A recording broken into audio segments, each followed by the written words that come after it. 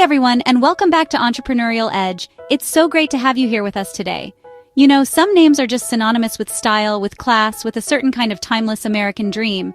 And right at the top of that list is Ralph Lauren. We see the iconic Polo player logo everywhere, on crisp shirts, classic fragrances, elegant home decor. But who is the man behind this global empire?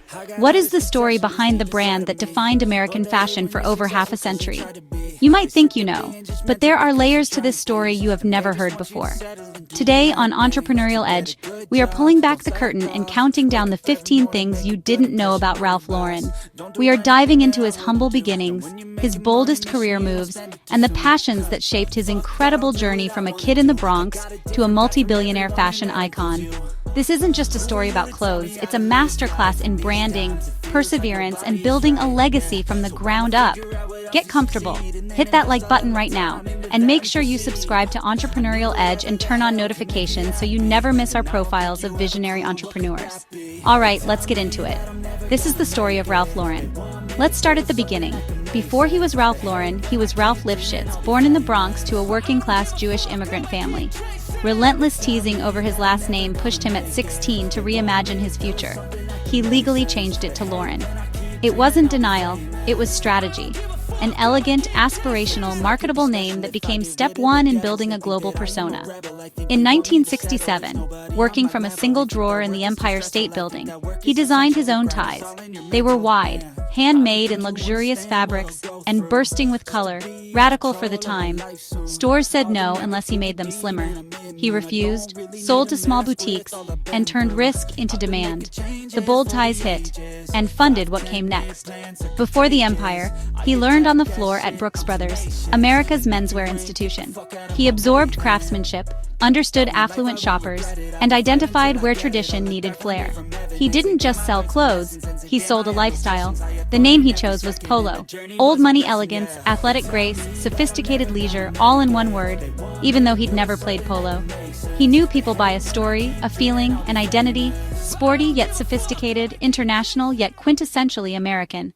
By 1969, Bloomingdale's wanted his line, but he insisted on creating a store within the store, a first-of-its-kind boutique. He controlled ambiance, materials, and display, the immersive brand experience retailers copy today. In 1977's Annie Hall, he elevated Diane Keaton's menswear-inspired style into cultural canon. Androgynous, intellectual, effortlessly cool, the look sparked a movement and proved his instinct in women's wear. He dressed Robert Redford in immaculate white suits, pastel linens, and tuxedos, defining jazz-age opulence on screen.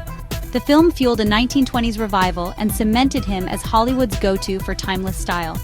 Launched in 1994, Purple Label is peak Lauren. Hand-tailored in Italy, the finest fabrics, timeless silhouette. A single suit can take countless hours and cost tens of thousands. True haute craftsmanship.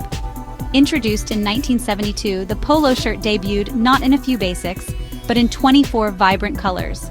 Comfortable, versatile, aspirational, it became a global uniform and enduring bestseller. He's a revered car collector, think rare Ferraris, Bugattis, Bentleys, Alfa Romeos, and McLarens. Among them, a 1962 Ferrari 250 GTO and a 1938 Bugatti Type 57 SC Atlantic. Museum-grade legends. From selling ties out of a drawer to a net worth over $7 billion as of 2025, one of fashion's richest. Public company, massive footprint, menswear, women's wear, kids, fragrance, home. He sold a way of life. Since 2008, Ralph Lauren has outfitted Team USA for Olympic and Paralympic ceremonies, an American honor. Crisp 2012 blazers, innovative self-heating jackets. The looks always make headlines. Inspired by his friend Nina Hyde, he co-founded the Nina Hyde Center for Breast Cancer Research in 1989. He funded the Ralph Lauren Center for Cancer Care and leads the Pink Pony campaign for screening, treatment, and research. His children forged their paths. David Lauren, Chief Branding and Innovation Officer, married to Lauren Bush of Feed. Dylan founded Dylan's Candy Bar. Andrew is a film producer, a legacy far beyond fashion. In 2015, he stepped down as CEO, but remained executive chairman and chief creative officer, guardian of the brand's soul. 15 incredible things you probably didn't know about Ralph Lauren, an entrepreneurial masterclass in vision and self-belief. He didn't just sell clothes, he sold a more beautiful way to live, woven into culture around the world. If you learned something new, Give this video a big thumbs up, tell us which fact surprised you most, and subscribe to Entrepreneurial Edge. We have so much more coming your way. Until next time, keep dreaming big and keep building your own legacy.